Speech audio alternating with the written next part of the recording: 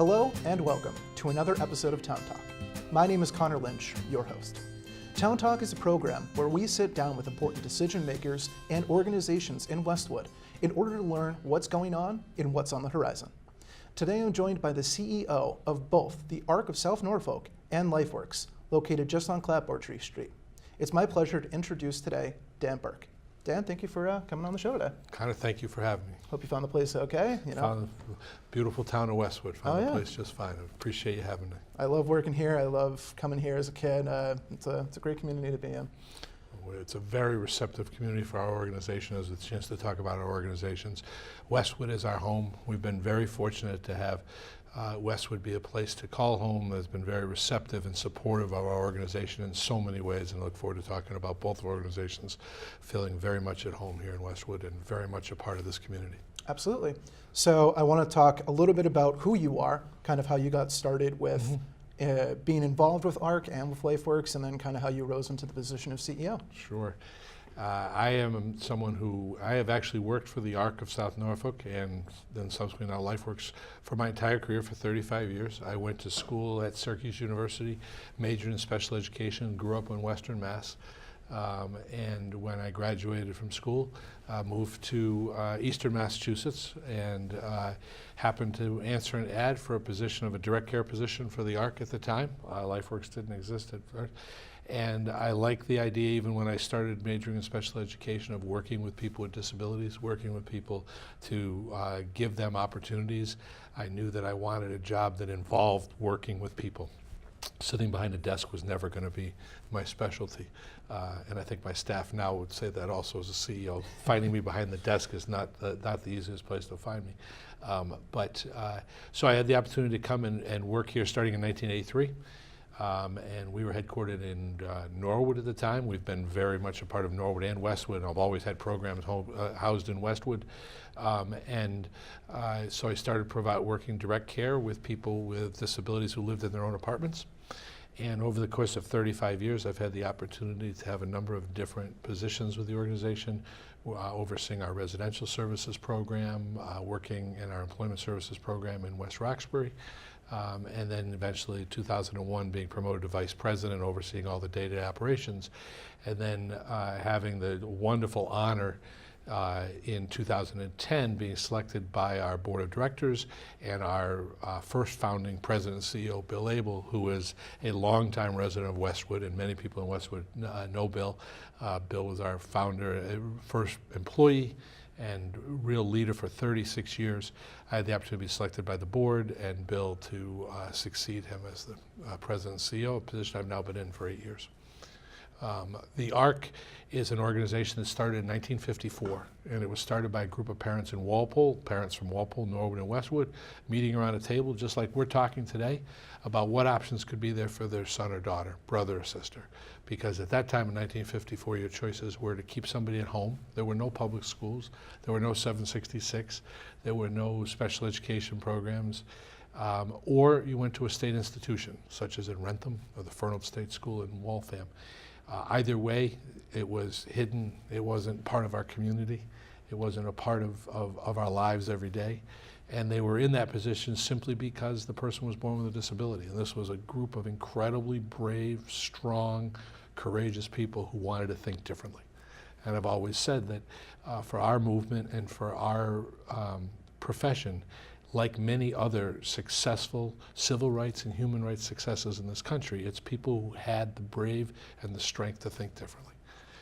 The ARC is part of a national organization. We have a statewide organization with a state chapter up to a national organization in Washington, D.C. It is the oldest and largest human rights and civil rights organization for people with disabilities.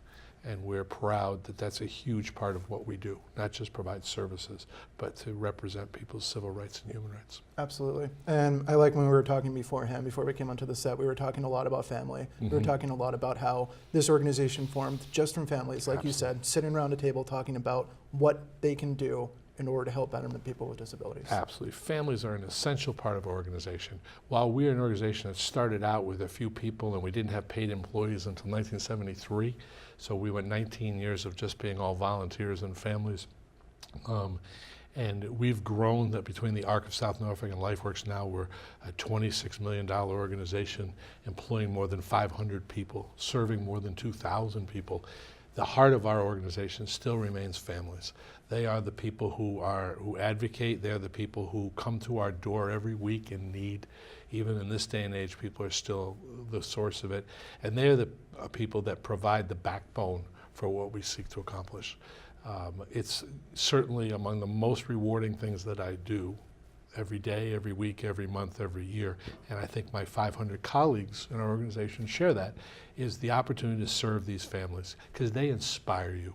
I mentioned Bill, I'm a predecessor before. In a video we did 4 years ago to talk about our 60th anniversary, Bill talked about that they're the real heroes.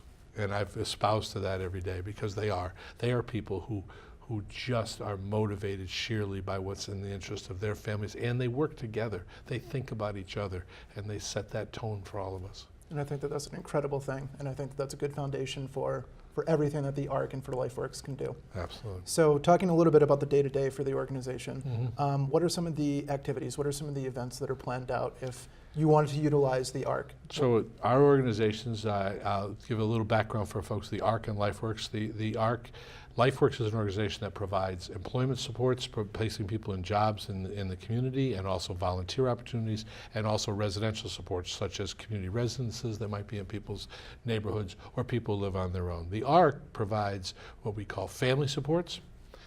Family supports are people who have individuals who live at home, young people from early age, from the age of 3 when early intervention programs end for people in the firstborn, up till even as adults when they're living at home with people. We have a family autism center that specifically focuses on the autism population and individuals with autism, which is the fastest growing part of our service, and such a challenging service, but such a rewarding service.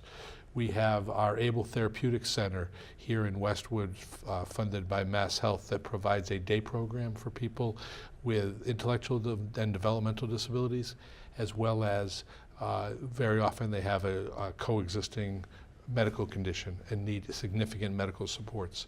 So we support those folks. We have a specialized counseling center, Harbor Counseling Center, to provide behavioral therapeutic supports to people with intellectual and developmental disabilities. I should say at the beginning that our mission, for people who may not be familiar with our agency, you might be hearing me say, that sounds interesting. Our mission is to support individuals with intellectual and developmental disabilities, including autism, to provide them every opportunity to be included in their local communities, to have the opportunity to live, to work, to participate, to be a member of their community, and not just of the community, but in the community. And as we talk, what our goal is to get people involved in their community. And so the ARC provides a lot of those supports. We have a very unique program provided by a longtime fire captain in Westwood, Bill Cannata, called ALEC, which is the Autism Law Enforcement Coalition, where we're educating throughout the country first responders, fire and police especially, but other first responders as well, for around working with people with autism. We have a host of other programs, and all sorts of, from all these programs come some wonderful things that represent like our organization was. We have sibling support groups. We have an amazing grandparents support group that is just so inspiring. Grandparents who are everyday care providers for people with autism or people with disabilities, because it's 2 working families, or a single mother or a single father who are working, and the grandparents are an integral role, and many other wonderful programs. And our Lifeworks program that I mentioned before provides a great opportunity for people to live in our local community. We have a couple of residences here in the town of Westwood. We have many people we serve who live in their own apartments here in the town of Westwood, and we provide many fine people jobs. We have over 200 people that work in our local communities, not only Westwood, but Norwood and other towns around. And we serve people. The ARC base was 12 towns originally, Westwood being a key one. And I will say for the people in the town of Westwood, you should be very proud of your town. The town is an unbelievable home for us, and they're an unbelievable support. And I wanted to talk a little bit about kind of the support that you get from the town, not only just from the community, from the people who live here, but also from the organizations, from the government, from the structures that exist in Westwood, all that support coming to you. Absolutely. We have multiple levels of support. First, from the town employees, the town administrator, Mike Gillette, the town planner, the zoning folks, the members of the Board of Selectmen are tremendous supporters of our agency. They have been there for us in many ways and making us feel at home and such valued members of this community. That leadership trickles down to all the departments. The first responders, I can't say enough good things about the first responders in this town. I mentioned before we have the Able Therapeutic Center. We serve a number of people who have some significant medical conditions, especially in our program here in Westwood.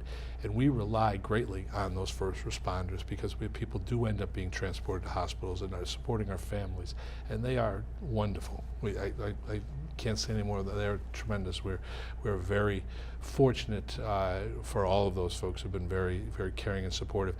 And they do many great things for our folks. And the residents of the town, a number of organizations in town. We have wonderful relationships. The First Parish Church. First Parish Church has been like our second home in this town for a long time.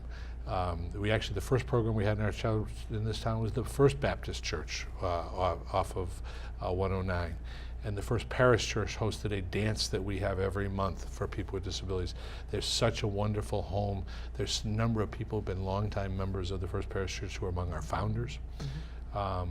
And so many residents that if I started to start naming all the residents that I know in town that are there for us all the time. We might be here for a long time. Might be for a long time. The town as a whole supports our agency also through their annual budget. We receive funding from the town every year to our organization to provide emergency supports, community supports, to be there for them. If the town or the officials call and need help with a situation, if they come upon something where our expertise can be of help, and that our services are available. We work with the school department, especially as people are turning 22. We work with and other folks. So we are very fortunate to have such a great relationship. I mentioned the First Parish Church, Fox Hill Village, a number of the other parishes in town that we have great relationships.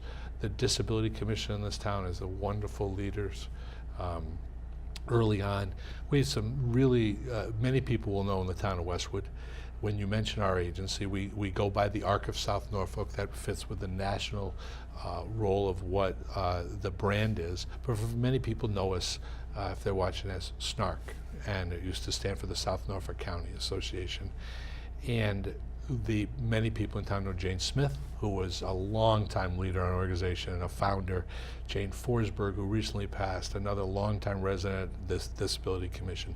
Jude O'Hara, and a number of other folks who are were unbelievable leaders for our organization and continue to be unbelievable. In the case of Jude and so many other parents.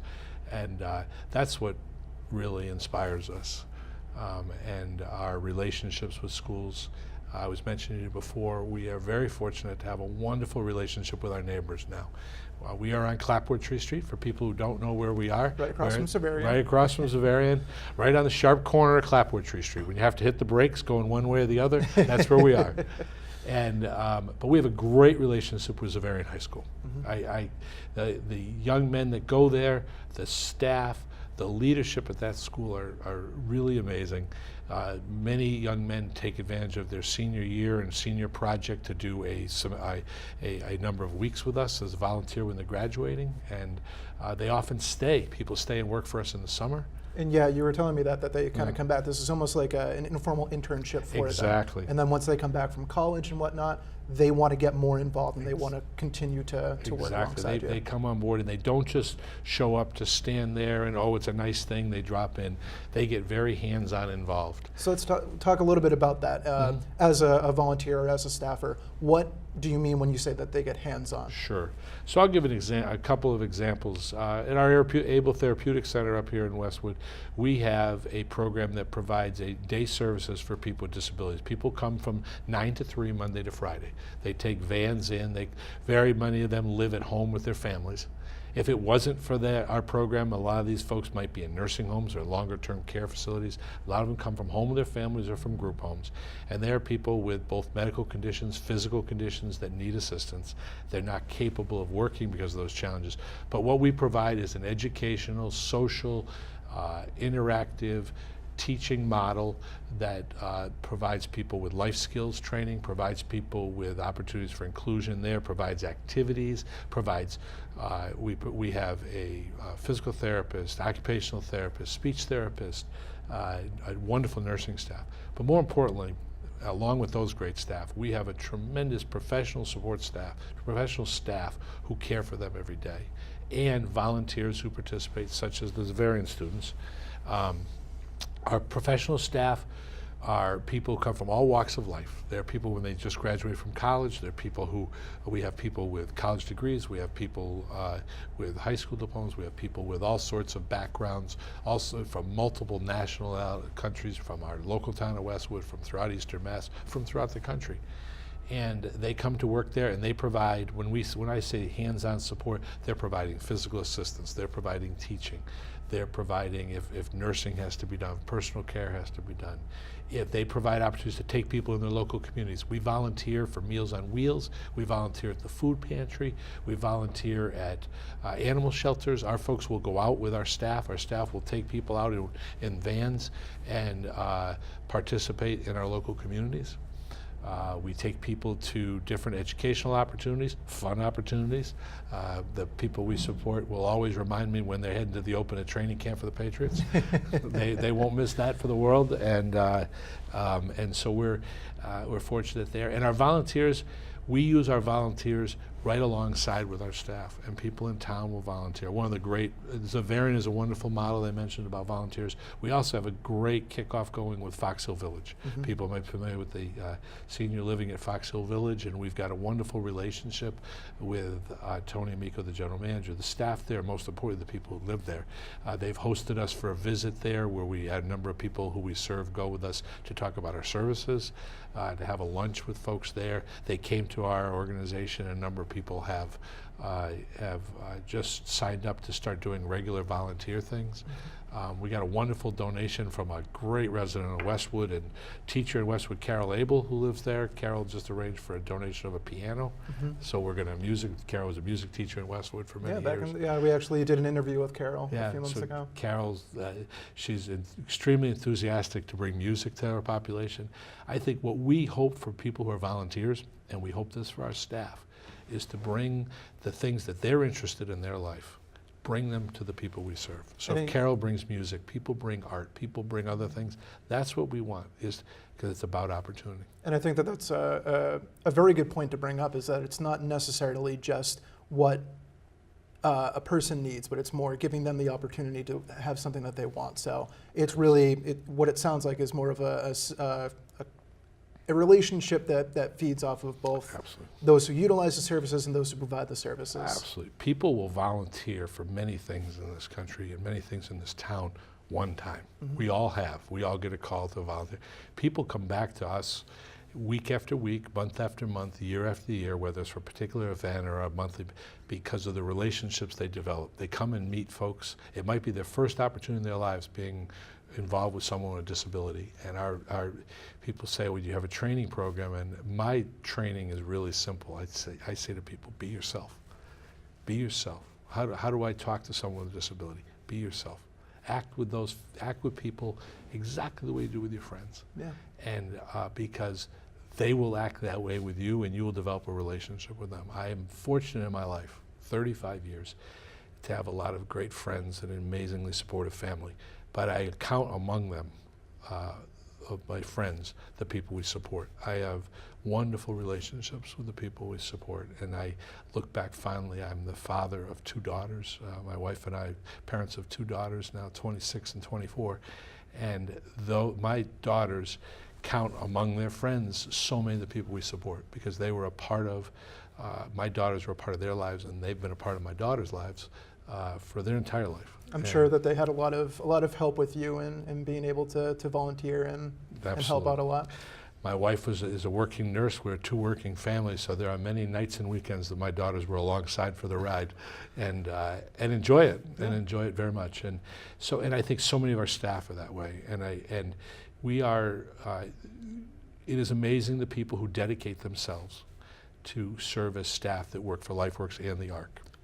They, I think their professional qualifications are one thing, but their personal interest, their personal dedication, their personal care, they come at all hours of the day and night. We provide a service when we run residential programs. Like I said, people often might refer to them as group homes, community residences.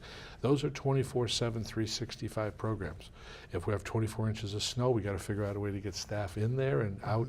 If there's power outages, if there's other things, and our staff are incredibly dedicated and committed, and they bring that opportunity for people to be a part of their community. And I would say too that we're very blessed. We have 18 residences throughout primarily the Norfolk County area, 2 in Natick, many in the Norfolk County area, Norwood, Sharon, Walpole, in addition to Westwood, all the way down to Adamsdale, to our Attleboro. And so we cover a wide range of territory, and we're fortunate to have so many great neighbors. Absolutely. So talking a little bit about Lifeworks and talking a little bit about the opportunities that are provided, because Lifeworks is about offering jobs and trying to help people who need help getting jobs to attain them. So talk a little bit about some of the jobs that have been offered and some of the employment that people have. When we provide employment opportunities, I'll give a little background. When we look for employment opportunities, we don't just expect a company to hire someone and say, here you go, good luck. We have professional staff that come in who serve as case managers and job coaches, who work with companies. We talk to them about what kind of opportunities they could present for an individual with disabilities. We talk with them about the skills and capabilities of the people we support and how we will support them. And we provide training. We provide training for the company that's hiring someone. We provide training for the individuals we support. We're there to help them during their entire phase, and we're there every week, every day, every month to be a resource for the company. So it's not necessarily just helping someone send out a resume. It's actually sitting down with these companies and saying, what opportunities do you need? How can we help train and help offer people to come work for you? Correct. Like any other good sales position, we're telling people to be interested in our service. It's finding out what that customer, what that partner needs. And really our employers are our partners. And we have a tremendous success rate when people have the opportunity to be successful after the first 60 to 90 days. 90% plus will then stay in those jobs for 3, 4, 5 years or more. That's incredible. The types of opportunities our folks work at are varied and wide-ranging. We have people that work in from grocery stores and other small community stores to software companies, alarm companies that were putting together circuit boards. We have people that are putting together alarm systems. We have people that are working for bakeries, large commercial kitchens. We have wonderful relationships with some of the colleges up and down the Route 128 belt, Babson and Wellesley College and Regis. So we go up and down. Here in Westwood, one of our largest employers is Wegmans Supermarkets. I knew of Wegmans having gone to Syracuse University. The Wegman family is very similar to the Roach brothers, and also we, along with our compatriots, there's some other organizations like ours in the area who provide services. We are incredibly lucky because Roach brothers and Wegmans both have a long history of providing employment opportunities for people with disabilities. And our success with Wegmans recently has been, we have 9 people we support who work at Wegmans, and they work in a variety of jobs. Yes, some people do bagging groceries and picking up the carts, but we also have people stocking shelves. We have people working the cash register. So it's about opportunities for growth and advancement also. Roach Brothers has done some of the same things, and I was fortunate to know Mr. Roach personally, and was always been a hero of mine in getting to know him later in his life when he was alive. because he was the same way for young people and so many people and for people with disabilities long before it became acceptable to want to support people with disabilities, about providing people with opportunities. And that's really what employment for people with disabilities is about. It is the most underemployed population in this country. 75% of people with disabilities are unemployed. Probably 90% are underemployed. The ones that are employed can be often underemployed. But they have such a strong reputation for being dedicated, committed employees. And what we find from many companies who choose to work with us to find people with disabilities is once they get to understand who that person is and that member becomes a part of their team, it becomes so enriching and so supportive. We have a video coming out that we're going to be releasing over the next few weeks to go along with the event we have. And it's a wonderful interview from Dedham Savings Bank. And Dedham Savings Bank has been an employee of ours for a long time, and a bank we've been a great community supporter of ours, and they're very prominent bank here in Dedham and Westwood. And Dedham Savings employs someone that works in their check management office, very high quality position. They have such value for what Colleen does there.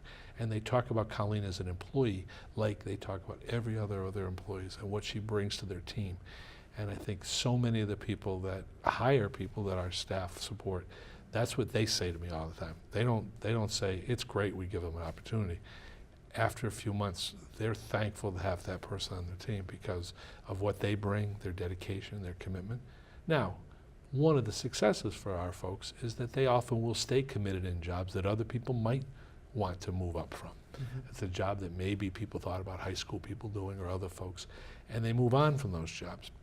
We're able to offer you as an employer an opportunity to stabilize those positions. And the people we support are very appreciative and often succeed very well. Where some people might consider the job to be monotonous or too rote for them, that routine, the ability to repeat and learn certain steps of the job over and over can be very successful for the people we serve. And I'm sure it's beneficial to them on a day-to-day basis as well. Their earnings, it's extremely beneficial. And because like everybody else, the world has become expensive. And the world has become very expensive. In some families, we know some families that are challenged in which the individuals we support live at home with their families, and their quality of life in their home is differentiated by the amount of revenue that the people we serve bring home. They often live with retired parents, and the money that those folks bring in makes a difference in their families' lives. My favorite story of making a difference in a life was when I started in the 80s and early 90s. I had a gentleman, Richard, that we still serve. He's now retired. But Richard had an elderly mom who lived in Kansas who was very poor. Richard had been separated her for many years. Staff got them back connected. And Richard proudly would tell his coworkers every week at the nursing home he worked at for 15 years when he got his paycheck. They would often say, Richard, what are you doing on Saturday? Saturday morning at 9 o'clock, I go to the bank and I get a check, and I go to the post office and I mail my mother a check. He was providing support for his mom in Kansas because that was what he did as her son.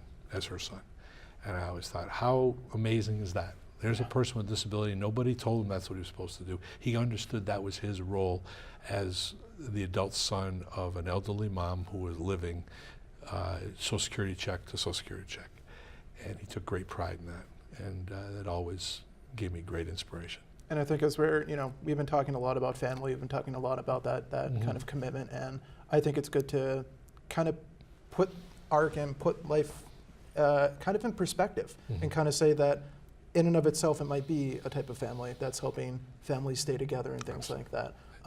Because I hear you mentioning a lot about people staying connected and people staying forward. So even after Life Systems helps someone get employed, it's not necessarily, okay, you guys are done. There's a commitment, and there's still dialogue that happens over the years. Absolutely, we stay very connected to families. And I think one of the areas that families help, our biggest thing, what makes the Arc unique, and Lifeworks as its sister organization, what makes us unique, different than some of the other providers in the area and different than many other nonprofits that people are familiar with who provide services, and there's so many wonderful nonprofits that provide services for people who are at risk.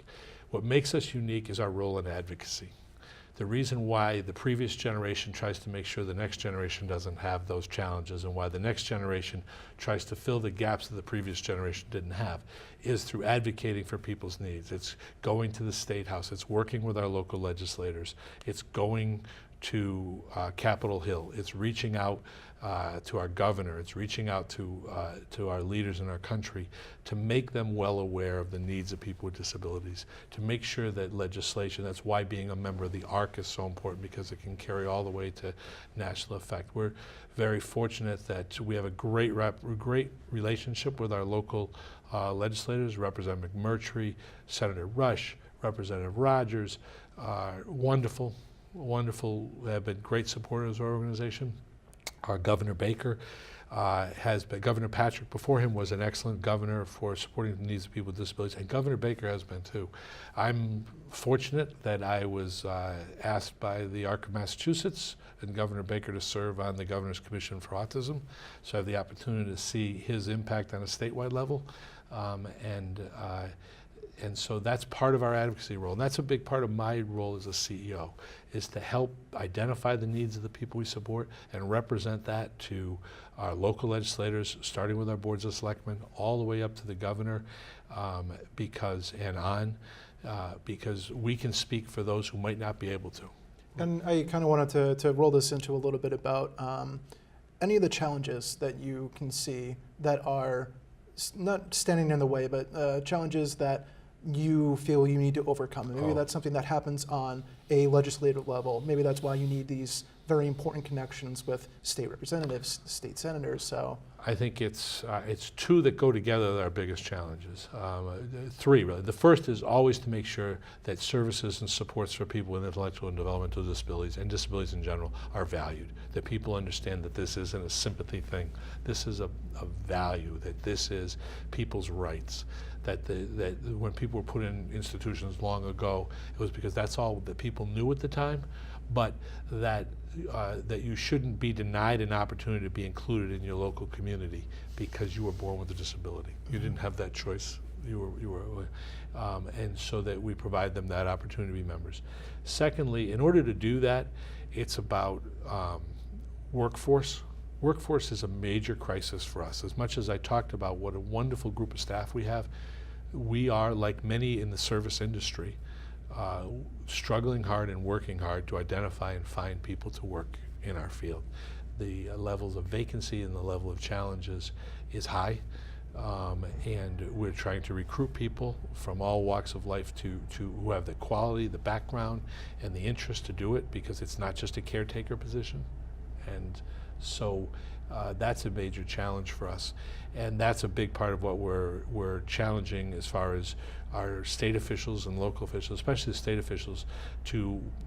We get paid by the state of Massachusetts to provide supports on a daily basis to people. We also get paid by the federal government through their Mass Health, the Medicaid program.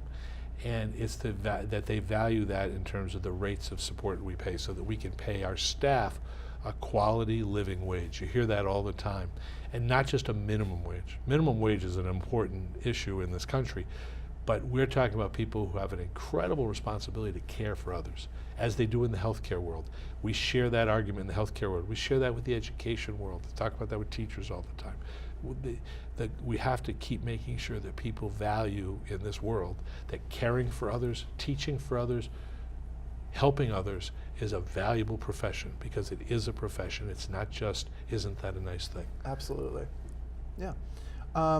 So I wanted to talk a little bit about your role as CEO, and I wanted to talk a little bit about your experience with the Arc itself. We talked about this a little at the beginning of the program, but I wanted to give time to talk a little bit about the experience that you've had, some of the takeaways that you've had. You've talked a lot about interacting with various different people, with various different organizations in the community. What would you say are some of the highlights? Oh, we'll need an hour and a half just to scratch surface. But I am fortunate as a CEO. I'm sure there's others that feel the same way when they work in their companies and they see sales figures are up or they accomplish things. I am fortunate every day I can walk down the hall in my building or go visit any of the number of other programs we have and be motivated every single day by the people I support. I take great pride in the fact that we've been able to increase our services. When I started in the organization, when I started as the president, we had grown at the time to an organization that was roughly about 18 million and probably had 300 employees, and now we've grown by another 45%. And we're not growing just for the sake of growing. Growth for us means more people are getting services. Mm-hmm. More people are getting help, and the diversity of our help. We now offer a shared living program where we're having people live with an individual or a family in their home. So maybe they don't do well in a group setting, and they don't do well living on their own, but they have an in-between now. We have an adult family care program funded by Mass Health that we started 4 years ago. We're providing financial supports, nursing supports, and caseworker supports to people who have their family member at home with them. These are services we've added in the last few years. We've expanded, as I said, 3 years ago, many people were familiar with our services with what they called sheltered work, where people were working in these long workshops, working on routine items, getting paid a sub-minimum wage, and work was sent in, but it wasn't inclusive. It was work with just other people with disabilities. We closed our sheltered work in 2015, 2016. I was part of a committee statewide to close sheltered workshops in our state by the middle of 2016. And to see the success we've had in people being involved in employment in our communities has been tremendous. Especially that more substantial employment. Exactly. And more job opportunities. You were talking about growth. You were talking about more opportunities within the job and staying power. Exactly. And seeing young people continue to come into our field, seeing young people grow through our field, seeing, on the other hand, watching some of the people that were served there when I started 35 years ago age. And now they're in their 70s and 80s, and they were in their 30s and 40s when I started. And being there to care for them and having staff care for them as they age on in life is also inspiring. And I was joking this morning with a couple of staff members that somebody said, well, someone needed some supports. And I said, well, the rule around here is if you were here before me, since I've been here 35 years, you get everything you want. Because I have to take care of the folks that were ahead of me. It is awe-inspiring for me personally, the mission that the people before me have passed on. And I hope over the next 10 years of my career, another 10, 12 years in my career, to continue that so that the group that I pass it on to along with my colleagues is equally awe-inspiring and challenged, that they feel like myself and our other leaders in our organization feel that we have a history and a tradition to live up to, but we also need to set the path for the future. And that's always very motivating. I think that's a hell of a legacy that you set up, and here's to, as you said, many more years of absolutely being able to provide those services. I think it's honestly incredible. Mm-hmm. So kind of wrapping up a little bit with the program, I wanted to talk a little bit about the gala that's coming up. Talk a little bit about what it is, what it's for, what the purpose is, and when it is, and how people can. Thank you for giving the opportunity to talk about. I think it's important to mention that while we do get paid for our services from the state of Massachusetts, there are many things we provide that are not paid for by the state or federal government. And we're grateful for the taxpayers and the support that we receive, and we take that incredibly seriously, that our role of using public dollars to provide a service that we're expected. But there are many things that we offer that are not provided by that. And so our gala is on March 28th at the 4 Points Sheraton here in Norwood, and it is titled Action, Advocacy, and Achievement. And we want to celebrate the advocacy that I've talked about, the success of the past and the goals of the future.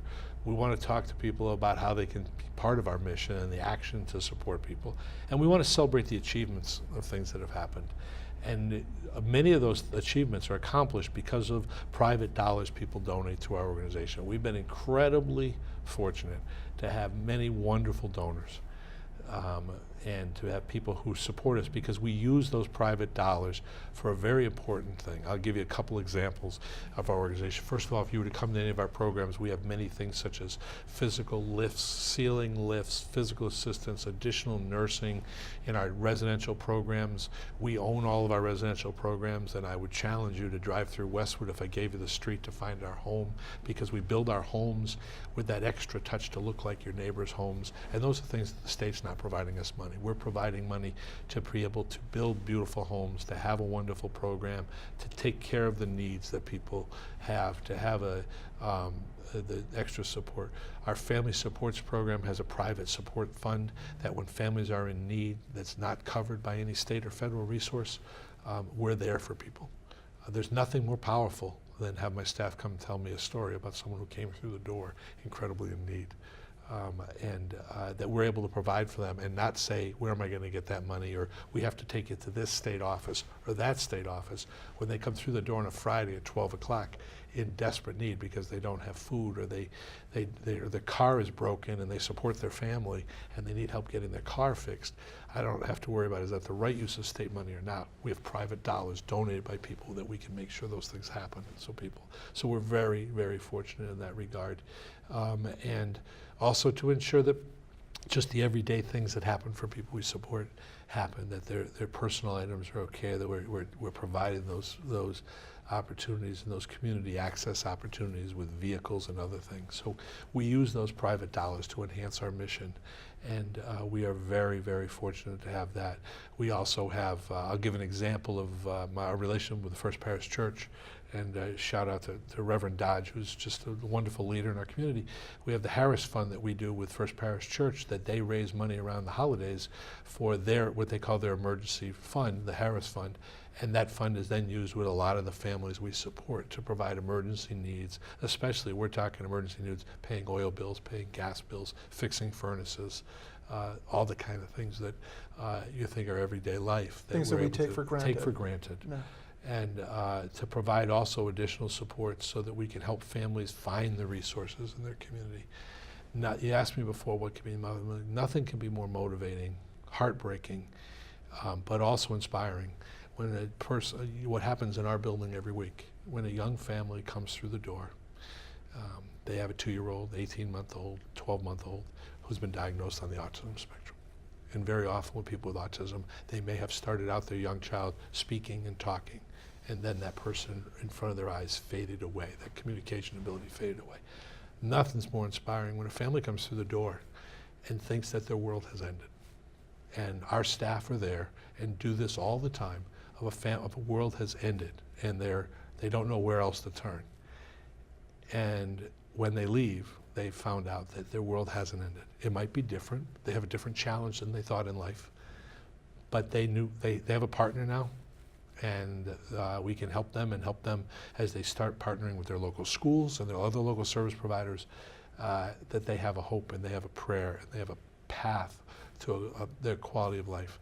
And it's such an important thing. Heather Hedges from Fox 25 did a wonderful story on autism last month, and Heather's been a supporter of our organization, and it shines such a positive light on the hopes moving forward for people, and that's really what we seek to do, is for people to understand that there is great opportunity out there. And I think that that's a very good point to kind of end on, is that this is not something that will be something that, as you said, derails somebody's life or anything like that. It's a different challenge, a different opportunity, but at the end of the day, we're all human. And absolutely. And our gala, as I said, it says March 28th. It's available on our website. I would say we have www.arc South Norfolk. That's ARC southnorfolk.org. Or www.lifeworksma.org. There are a link on there with all the details, and all the proceeds from the evening are going to go towards those supports for people and fund the need to meet some specific needs. And maybe the exciting piece that I'd end on is saying that our fund the needs also based around is technology. There are so many amazing advancements in technology that are improving the lives of people with disabilities, and we use those kind of things to enhance the lives of our folks. You know, whether it's iPads and all sorts of communication devices. It's amazing the communication devices that some of the people we have support, especially from the people with cerebral palsy and otherwise that they can now communicate with, that have totally enhanced their lives. And that's our goal, is to keep offering those opportunities. And you mentioned your websites, and for anybody who hears this and is interested in getting involved in volunteering or anything like that, there are resources there to Absolutely. get them in touch with you. You can go on our website and get in touch with us, and the staff member will get back to us. You can call us, 781-762-4001. We'll connect you between our development and our volunteer folks. They'll connect you with the opportunities, have folks come in for a visit. And we can share what our opportunities are and talk with people. We welcome people to join us. I would say one of the exciting things we'll have coming up this spring, if anybody is really interested in the town of Westwood, is that we have a great community gardens project with Mercer, which is right next door to us. It was last year was our second year, this year our third year. So come about April, we start doing planting. We kick it off with another great local partner, Mercer, next door to us on the Norwood-Westwood line, is a wonderful partner. They help build these community gardens that our people are involved in. They're totally accessible, so people in wheelchairs can water and plant. We have community partners that help us. We're looking for folks to be interested in helping us with gardening, for example. And we kick it off with in the beginning of May with planting, led off by Keller Williams Realty. They celebrate their National Red Day with planting our gardens. And so, again, another great local partner. And we're looking to maintain those all year, because that's 7 days a week of maintaining those gardens. And then we use that food. People often say, what do you do with that food? You send it to your group homes. I say, no, we actually are. That's the way that we work with the people we serve to give back. One of the key things is that our folks get a lot of supports. We work with them in giving back. I mentioned food pantry and other things, but we donate our vegetables to the local food pantries and to the Meals on Wheels and things, so that it's our role and the people we support giving back to their community. It all comes full circle. Absolutely. Absolutely. Dan, I want to appreciate you coming on the show. Thank you so much for having me. I really appreciate it. Programs. Thank you for all you do for the town of Westwood, and I would finish by just saying thank you to the people in Westwood. We are honored to be here, honored to be a part of your community, and thankful for all of your support. Absolutely. I would again like to thank Dan Burke for coming on the show today to talk about this incredible organization. And I hope that people watching may consider helping the ARC in offering its services to those in need. If you liked watching this program, please check out some of our previous episodes, including interviews with our State Representative Paul McMurtry and State Senator Michael Rush. Or check out Westwood Media Center on YouTube for all of our sports coverage, government meetings, and so much more. But for now, my name is Connor Lynch. Thank you for watching, and stay tuned for some more Town Talk.